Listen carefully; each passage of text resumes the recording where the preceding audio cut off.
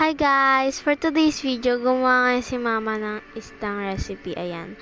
So, una, maghihiwa muna tayo ng luya. At kaya pala guys, lagi ito niluluto ni mama kasi napaka-simple niya lang gawin. As in, napaka-easy niya lang.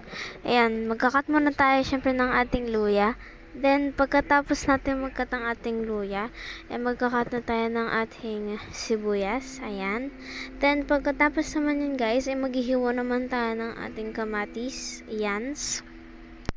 Pagkatapos naman natin maghiwa ng ating kamatis, maghihiwa naman tayo ng ating green flakes. Ayan. Then, maghiwa naman tayo ng ating sili para merong kick ang ating ulam. Ayan na guys, ito na ang ating isda. Ayan, ito ang ating kamatis, ating onion leeks, ito ang ating sili, ito ang ating paminta, sibuyas at luya.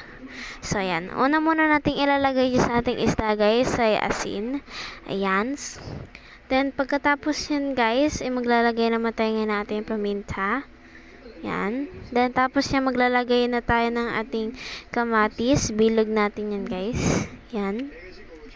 Pagkatapos yan, ilalagay naman natin ating sili, luya, at sibuyas. Then, lagay na natin ang ating onion leeks. Yan.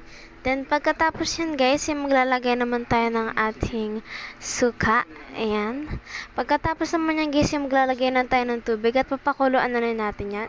At gano'n din katalian guys, kaya try nyo na rin. Anyways guys, bye-bye!